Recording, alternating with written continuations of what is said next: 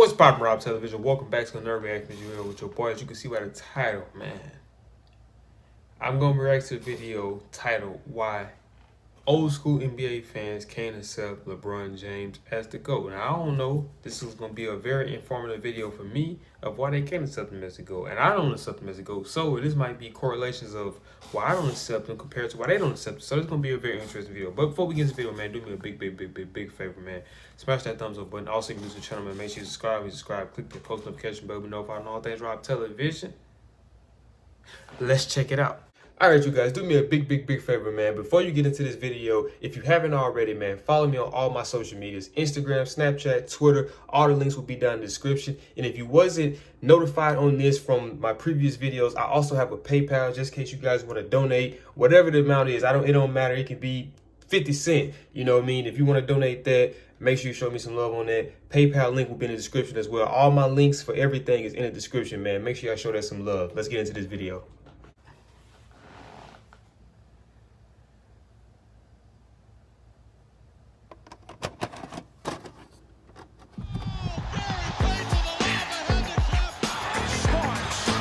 This is Dominique Wilkins. In the building. Yeah, this is Sean Kemp. This is Gary Payton. Hey, this is Pau Gasol. NBA fans, what's up? This is Vince Carter here. Hey, what's up? This is Matt Barnes. If you're an old school NBA fan like I am, make sure you check out the Basketball Time Machine with my man Sean David.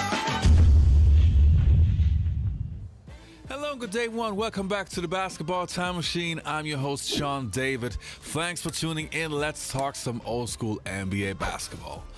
In today's episode, I want to discuss with you guys why old school fans like me have a hard time accepting LeBron James as the GOAT. But before we get into that, I want to remind you guys that I have the Sean Kemp signed jersey competition. So I'm giving away one signed Sean Kemp jersey. This one right here.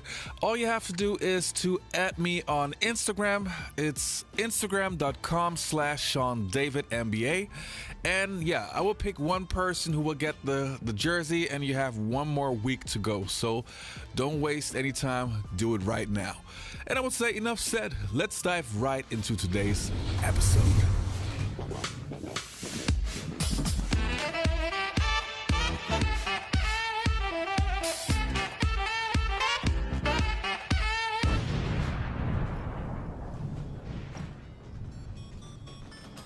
Does LeBron have to do something, or can he do something where you would go, now I would look at him as the best player? No, I think he certainly, just off the cuff, he's certainly the top 5 of all time. But playing against him and MJ, I think for me it's MJ all day long. I come from a Jordan era. I am biased, and I'm going to be a bias to the day I passed away. Michael Jordan will be my GOAT. I always loved you. I don't, when people start comparing him with Jordan, then that's not a fair comparison.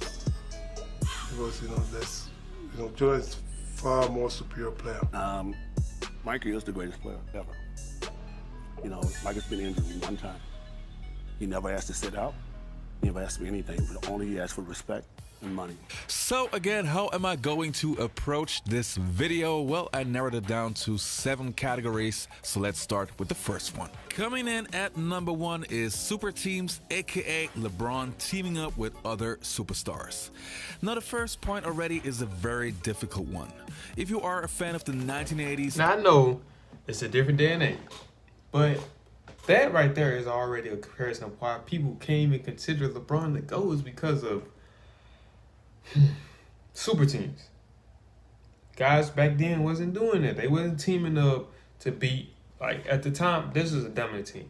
You had the Celtics, Lakers, whatever, generation or whatever time period they had. I'm just saying, like with the bad boy Pistons, even when Mike was struggling to beat them, Mike wasn't saying, you know what, let me go find this superstar, let me team up with him and him to take on one team. Mike said, you know what, I'm gonna build around me and I'm gonna grow that. So that's one. That's just a topic off of. That's just not even a topic off. That's just one topic of why LeBron already isn't accepted by old school basketball fans. I mean, I can understand that myself. 1980s and 1990s, then you know that we also had teams that had more than one All-Star, or let's say one superstar on their team. I mean, if we talk about the 80s Lakers or the Celtics, they had at least one All-Star on their team, but still it was a little bit different than what we know today. With LeBron James, it is always the same. He's talking to his buddies, who happen to be MVPs or at least multiple All-Stars, and whoops, suddenly they play on the same team as LeBron. In Miami, he had Chris Bosh and Dwayne Wade. In his second round with the Cleveland Cavaliers, he had Kyrie Irving and Kevin Love. And now with the Los Angeles Lakers, he has Anthony Davis and Russell Westbrook. And don't get me wrong, Kevin Durant is basically doing the same thing, but it's hard to give a player respect if they always pick the easy way. I mean, why can't LeBron James do it the hard way and win a championship with just one other All-Star on his team? Just like Hakeem Olajuwon, for example, who had no All-Star on his team, or Michael Jordan, who just had one All-Star on his team, David Robinson, who had only one All-Star on his team, etc.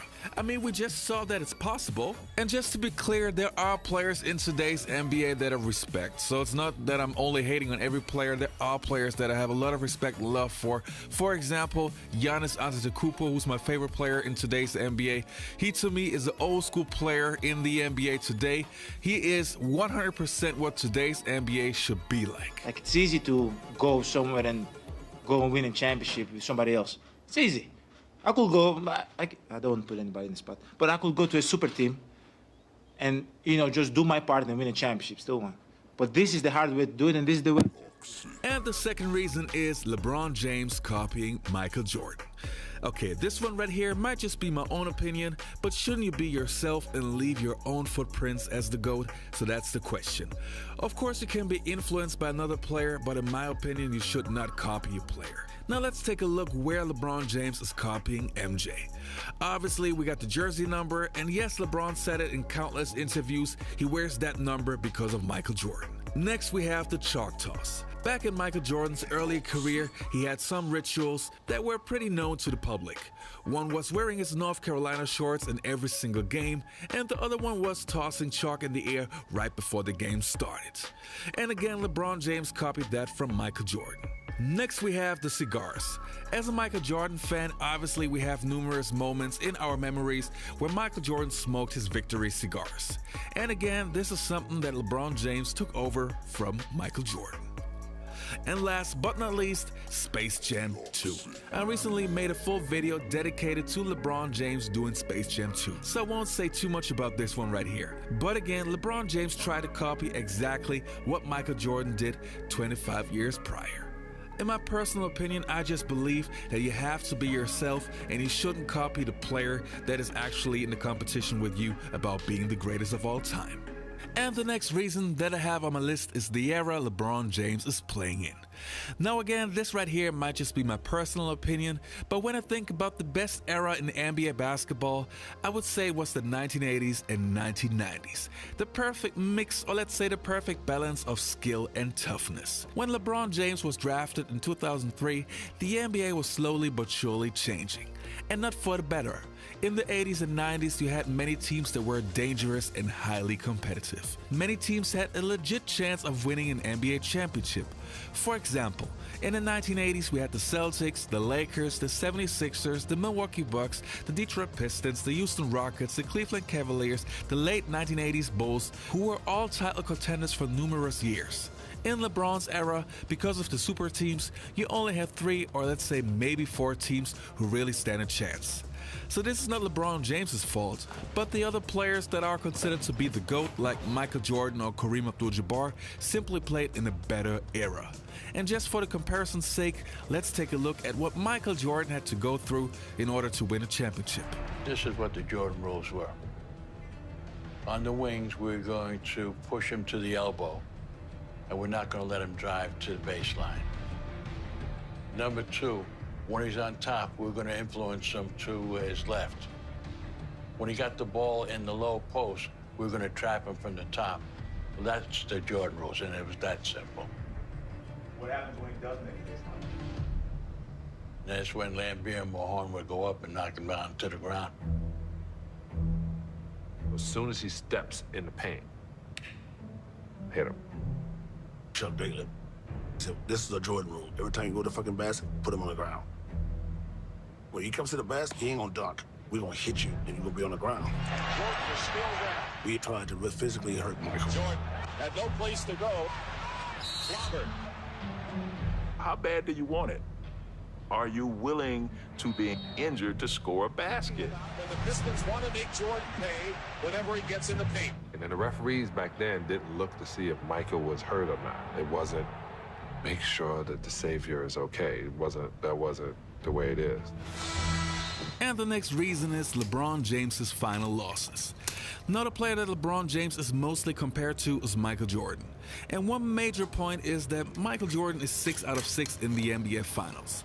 And LeBron already lost 6 times, and even got swept one time. I personally think it's totally fine to lose in the finals, but, and here it comes, I have to repeat myself, but if you want to be the greatest of all time, and you're competing against a player who won 6 out of 6, the nod has to go to that player who's unbeaten. Also, the loss in the first round of the playoffs this year did not exactly help LeBron James.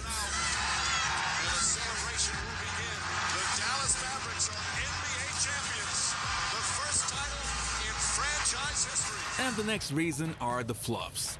This right here is a category that I covered in a recent video, but it's a major point. LeBron James is built like a perfect basketball player. He's tall, he's ripped, he looks like a Terminator in a basketball uniform. But every now and then he has those moments on the basketball court. They've been a much more aggressive team. And a hard screen on Chandler, and they're going to call a flagrant foul. And the last category is iconic shots-clutch shots. Again, this one right here will be a short one. But if you compare Michael Jordan to LeBron James, another thing that I miss in LeBron James' resume is that he does not have that many iconic shots that Michael Jordan has. Of course, LeBron has game winners and buzzer beaters, but it pales in comparison to Michael Jordan or even a Magic Johnson, a Reggie Miller, and many other legends. Also, LeBron James had many games in the NBA Finals where he just did not show up, and that's why his teams lost. To be the greatest of all time, you have to be there when the game is on the line and when it matters the most, just like a Larry Bird and, of course, a Michael Jordan. Alright, you guys, that was it for today's episode. I hope you enjoyed the video. Don't forget to leave a like, subscribe to the channel, click the notifications button, and a quick reminder, if you want to win a signed Sean Kemp jersey, at me on Instagram. Alright, you guys, see you next time on the Basketball Time Machine. You all be healthy. Yes, sir, man. Once again, make sure y'all show some love to that man, Sean Davis, because he's provided so much content for me to react to get out to you guys. But that's it for this video, man. If you guys did enjoy this video, do me a big favor, man. Smash that thumbs up button. Also, if you're new to the channel, make sure you subscribe. Click that post notification button to be notified on all things Rob Television. Once again, I appreciate you and I love all you guys for all the support. I'm out this thing, gang.